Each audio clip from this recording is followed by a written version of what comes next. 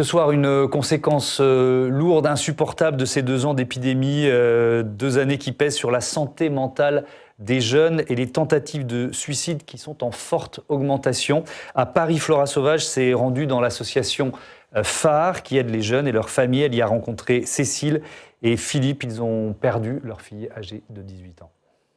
Je suis Cécile Rousset, j'ai 53 ans, je suis mariée à Philippe depuis 1997. Nous avons 3 merveilleux enfants, Capucine, Corentin et Clovis. Capucine s'est suicidée le 5 novembre 2018 à 18 ans, sans alerte préalable.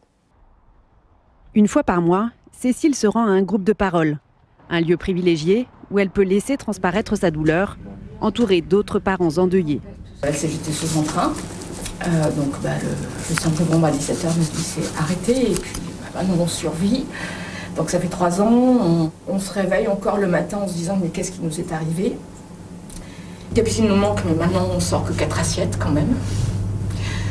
Alors que pendant 1 an ou 2 on sortait 5 assiettes.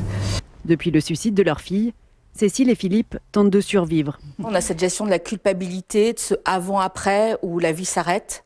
On n'a pas eu de temps de préparation. On n'a pas eu d'alerte psychiatrique, psychologique. On a un enfant qui va à l'école le matin et qui ne revient plus chez soi le soir.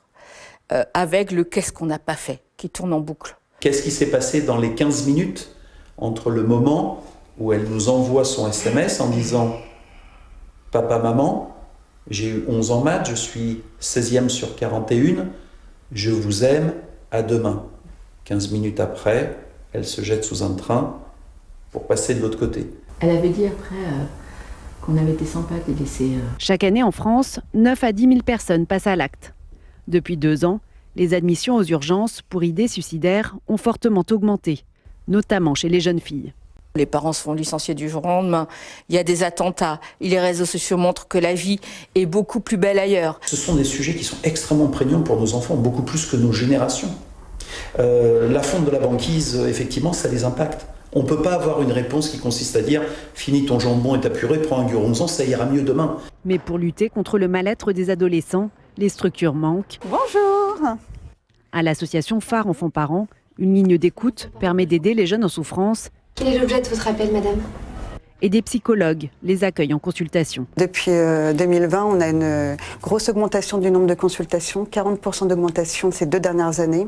Donc on voit vraiment qu'il y a une augmentation du mal-être, mais en fait surtout, pas une apparition du mal-être, mais une exacerbation des problématiques qui préexistaient chez les jeunes et qui ont été mis à jour avec la pandémie.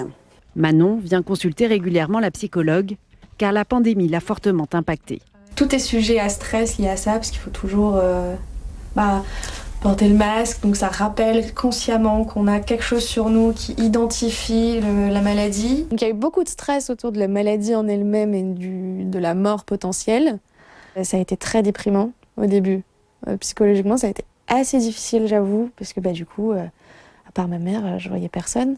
Selon la Haute Autorité de Santé, le suicide représente la 2e cause de mortalité chez les 15-24 ans, après les accidents de la route. Devant ce constat, Cécile et Philippe se battent aujourd'hui pour que la prévention du suicide devienne une priorité. Il faut reconnaître le mal-être chez les jeunes. Il faut en parler. Il faut que notre histoire ne se renouvelle pas, parce que je reste persuadée que Capucine était sauvable. Elle n'avait pas une maladie psychiatrique, elle n'avait pas été harcelée. Son danger, c'était son intelligence et son hypersensibilité. Grâce à l'association Phare Enfants Parents, les jeunes en détresse peuvent mettre des mots sur leur mal-être. Ici, ils trouvent une oreille attentive pour tenter d'aller de l'avant.